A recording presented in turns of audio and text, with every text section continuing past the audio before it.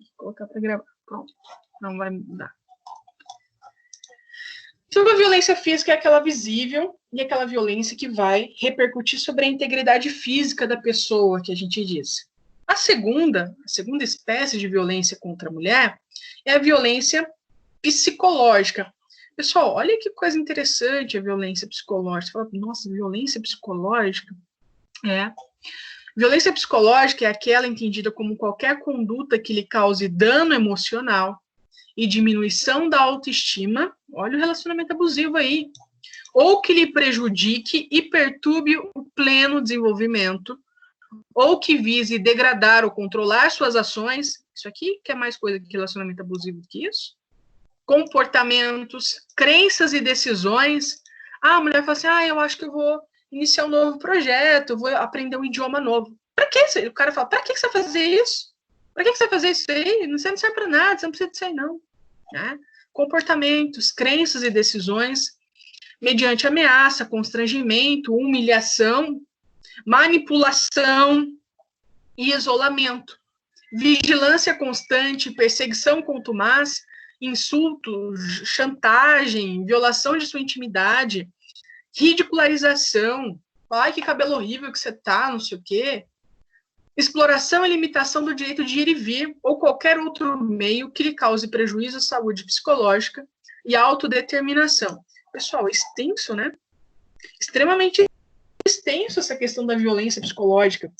Uma coisa bem ampla, inclusive. Bem ampla, né? Violência psicológica. Então, ela pode ser desde um constrangimento, pode ser uma ameaça, mas não precisa ser exatamente isso. O fato de o sujeito humilhar essa pessoa, ridicularizar, por meio desses gestos e atitudes, é uma violência psicológica contra a mulher, segundo a nossa lei 11.340. Essa é uma violência muito interessante, inclusive. Bem interessante, né? Bem interessante. A terceira forma de violência, extremamente grave, inclusive, que a lei vai trabalhar, é a violência sexual. O que é essa violência sexual?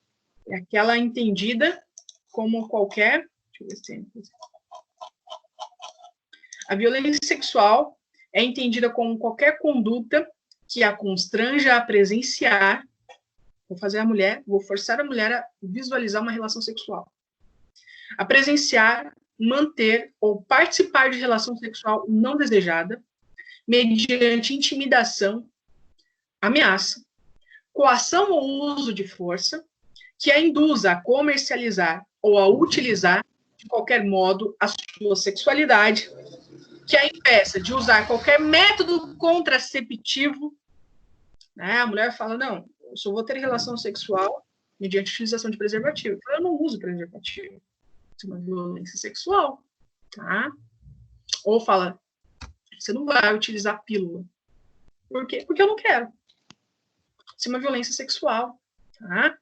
Método contraceptivo ou que a force ao matrimônio, à gravidez, ao aborto ou à prostituição, mediante coação, chantagem, suborno ou manipulação, ou que limite ou anule o exercício de seus direitos sexuais e reprodutivos. Pessoal, olha só, quero fazer um parêntese aqui, né? A questão da violência sexual, tem alguém, acho que com o microfone ativado, só não dá para eu ver quem que é. Essa questão da violência sexual é bem interessante, né? Porque no âmbito dos casamentos ainda há uma cultura meio primitiva de que o casamento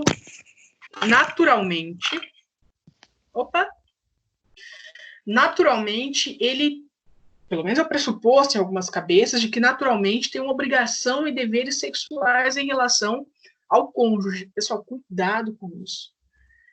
A relação sexual forçada no casamento tem um nome, estupro. Estupro! Porque o estupro ele não é justificado, digamos, pelo casamento. Se o homem tenta ter a relação sexual com a sua esposa e ela diz não, quando ela disse não, a partir daquele momento já inicia-se o estupro. Porque o estupro é aquela relação sexual, aquela violência, liberdade sexual não consentida, inclusive no casamento. tá? Inclusive no casamento. Pessoal, só para também, né, o estupro pode ter como vítima a mulher, que geralmente é a nossa vítima que mais aparece, mas o homem também sofre estupro, tá? Inclusive praticado por mulheres também, tá? Não tem nenhuma coisa aí que fale que o estupro é só praticado por homens em relação às mulheres. Pode ser uma mulher praticando um estupro contra um homem praticando um estupro contra outro homem, uma mulher praticando um estupro contra outra mulher. Mas, claro, via de regra, o que a gente visualiza são homens praticando estupros em relação às mulheres. Mas nada impede que esses polos se alterem, perfeito? Esses polos se alterem. Então, essa violência sexual também é uma coisa que chama muita atenção. Essa lei é muito de vanguarda, pessoal. Veja, é uma violência, inclusive, você impedir dela usar método contraceptivo. A mulher fala, não, eu quero ter a relação sexual, inclusive, mas eu quero a utilização do preservativo. O homem diz, não, eu não uso. É violência. A parceira fez essa exigência, o cara diz, não, é uma espécie de violência. Há alguns países que, inclusive, a não utilização do preservativo, eu acho que, inclusive, deve ser isso mesmo, né? Quando há uma solicitação da parceira, o homem diz não, de ser estupro. Porque o estupro é o quê? O estupro é tudo aquilo que viola a liberdade sexual. Ou seja, aquilo que não foi consentido e a pessoa força, né? Por exemplo, se a pessoa lá, né, o parceiro fala, olha, eu quero a relação sexual mediante o uso de preservativo, e o outro diz não, bem, eu vejo aí uma violação da liberdade sexual também. Eu vejo uma violação da liberdade sexual. Mas aqui no país a gente ainda não tem alguns casos muito emblemáticos sobre isso. Mas eu acredito que deva constituir também uma violação da liberdade, sem dúvida alguma, tá? Depois, outra espécie de violência que a gente vai identificar na lei, a violência patrimonial. Violência patrimonial é violência patrimonial. Que violência é essa violência patrimonial?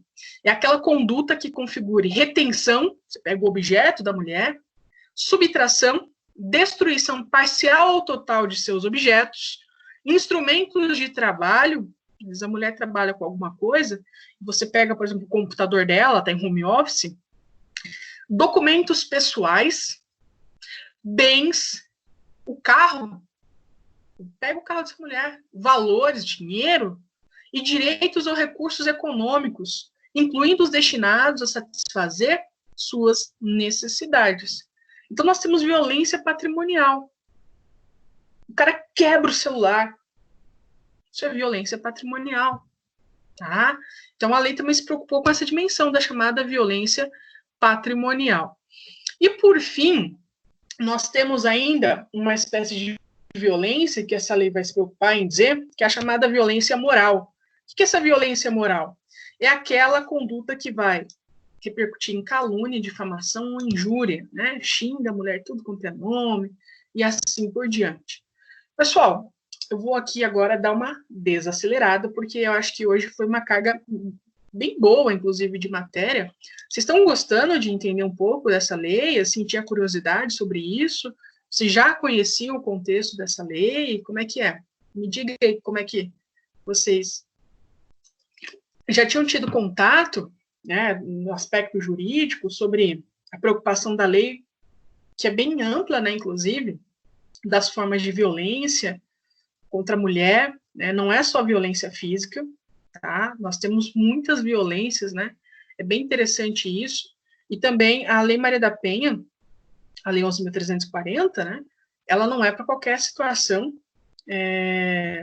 que vai ter uma mulher envolvida, como eu disse. Precisa de estar na unidade doméstica, âmbito de família, e o último, né, a cabeça da professora já está dando tilt, relação íntima de afeto, né?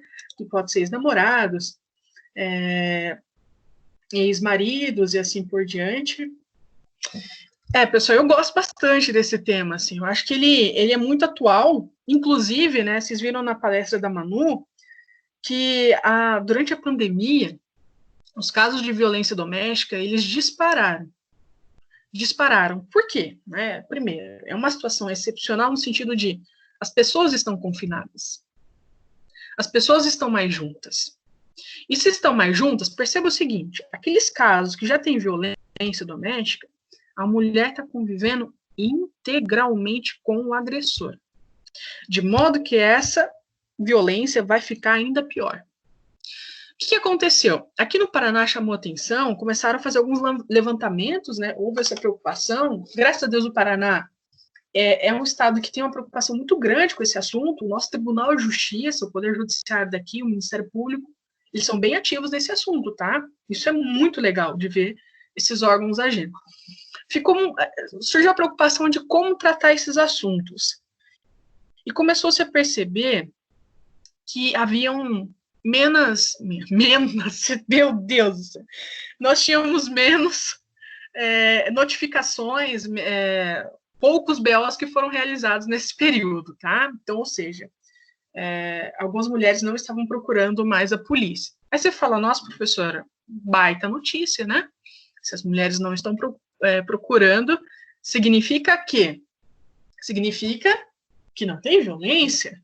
Aí que tá. Significa que tem muita violência. Porque a violência que mais preocupa é a chamada violência que não chega ao conhecimento das autoridades.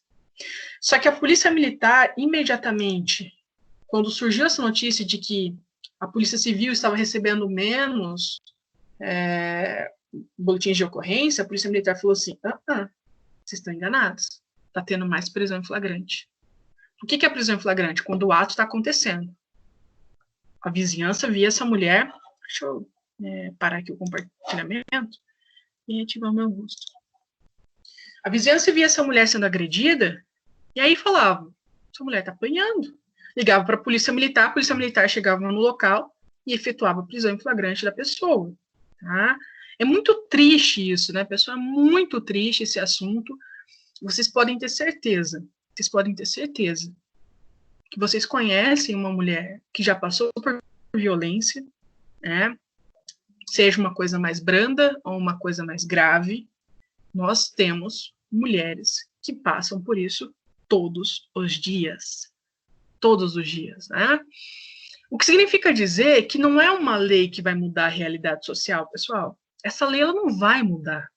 No sentido, não é ela apenas. A gente precisa efetivamente de uma mudança de mentalidade. No nosso estado, tem alguns projetos muito bacanas, assim, nesse sentido. Nós temos os núcleos de atendimento às mulheres, que são os NUMAPs, a FAFIPA de Paranavaí, que é a Unespar hoje, né?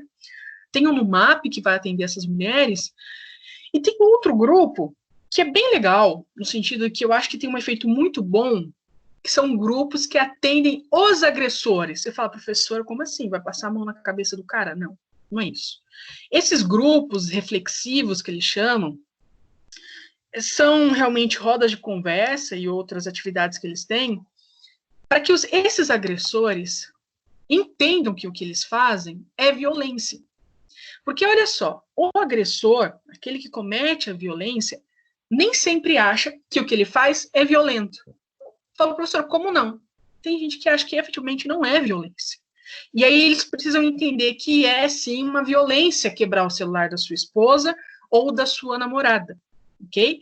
Porque o perfil do agressor de mulheres, é bom que se diga, né? Ele não é um perfil, digamos assim, do criminoso comum, né? De um traficante, de uma pessoa que comete crimes patrimoniais. É diferente. Por que é diferente? Via de regra, ele tem emprego fixo, ele trabalha, às vezes ele pode ser até um bom pai, tá? Mas ele tem esse problema, né? Comete esse crime, porque vai ser um crime, essas violências. E aí? Então, assim, eles precisam entender. E os grupos têm dado muito certo, porque a reincidência, ou seja, novos casos envolvendo esse sujeito, acabam caindo. Porque no final dos grupos, eles chegam à conclusão de, não, primeiro eles resistem, não, eu não fiz nada de violência. É minha mulher, ela não pode fazer isso. Só que chega no final do grupo e fala, não, eu acho que eu fiz uma situação aqui um pouco complicada. E é muito bom ver isso. É muito bom, porque o ideal é que esse problema, né, ele seja cada vez menos um problema de direito penal. Porque o direito penal ele só chega para o quê? Punir as pessoas. E punir não significa mudar. Tá? Coloquem uma coisa na cabeça de vocês. O direito penal ele faz tudo menos mudança. Às vezes ele piora a situação. Então, esses grupos, eles têm conseguido, o Ministério Público do Paraná tem feito um trabalho bem constante nesse sentido, de diminuir casos envolvendo esse agressor, né? Às vezes o relacionamento acaba mesmo depois da violência, mas depois daquilo ele não vai se tornar réu novamente em outro contexto com outra vítima, tá? Deixa eu só ler aqui a situação que a Joyce colocou. Não estou conseguindo abrir aqui, travou. Deixa eu ver, a Bianca. E como deve ter casos de estupro e outras violências que ocorrem nos casamentos em que a mulher não tem coragem de denunciar? Medo. Sim, Bianca. Tem muito demais, né? Primeiro porque as pessoas encaram como um tabu, né? Acham que o casamento é igual a ter relações sexuais de forma reiterada, e não necessariamente. Você pode ter a relação sexual desde que haja ali o consentimento e a vontade, mas não é obrigação de ninguém, nem do homem nem da mulher, ok? A Joyce. Prof, no Movimento Bandeirantes tem projetos como Vozes contra a Violência, onde esse projeto Bandeirantes é de escoteiros, não é? Joyce, só me fala isso, que eu não lembro. Não sei, na verdade. Onde trabalha com adolescentes, identifica e conscientiza e saber combater. Isso é bem legal, assim, eu acho que quanto mais a gente conversar sobre esses assuntos, sobretudo com as pessoas mais jovens, irmão do escoteiro, tá. Quanto a gente mais conversar sobre esse assunto, melhor será, pessoal. A gente precisa de diálogo, sabe? De diálogo e de entender e respeitar as pessoas. Não tem posse sobre ninguém, nem a mulher em relação ao homem, né? Mas como acaba sendo mais o perfil histórico, não estou dizendo que você que está aí me ouvindo, você meu aluno de sexo masculino, você é violento. Não é isso que eu estou dizendo. Estou dizendo que o contexto mostra que nós temos mais agressores do sexo masculino em relação às mulheres, tá? Não vai sair da aula ofendida achando que a professora está falando que todo homem é agressor, pelo amor de Deus. Não encare dessa maneira, tá? Eu não estou aqui para dizer isso, jamais. Tá? Muito longe disso. Mas, inclusive, essa questão do machismo, ele não é exclusividade do sexo masculino. Nós temos mulheres machistas. Porque o machismo ele é uma questão estrutural. É uma questão estrutural. O machismo, nós fomos criadas de forma machista. Eu sou mulher, eu cresci com uma educação machista. Eu adorava esporte, eu adorava jogar bola. Meu pai dizia que jogar bola não era coisa de menina. Então você sente isso, né? Que a mulher ela é criada para ser mais dócil, no sentido de a mulher tem que ser feminina, ela não pode jogar bola, porque é um comportamento masculinizado. Essa profissão não é para você, porque a mulher não pode ser engenheira. Isso é uma educação que vai sendo transmitida para a gente, que para você quebrar isso é muito difícil. É muito difícil, né? Não é mimimi, essas mulheres querem mais direitos. Não, só para a gente pensar. Inclusive, essa questão do machismo, que é a forma mais violenta, é isso que a gente está falando da Lei Maria da Penha, é a violência. Esse machismo, ele prejudica os próprios homens. Perceba o seguinte, se um homem, ele chora, o que os amigos vão dizer? Você é uma bicha. Você está fazendo igual a mulherzinha. Um menininho lá, pequenininho, jogando bola com as crianças, às vezes ele cai, rala a perna, o que os amiguinhos falam assim, lá, a mulherzinha não consegue jogar bola. Peraí, por que você está dizendo que esse comportamento, né, de chorar é algo ruim, imputado ao sexo feminino? De modo que você percebe que os homens, eles são naturalmente criados para não manifestar emoções, né? Então é uma situação toda histórica que a gente precisa compreender. Por que a gente chegou a um ponto que a gente tem que falar da coisa mais grave, que é a violência, tá?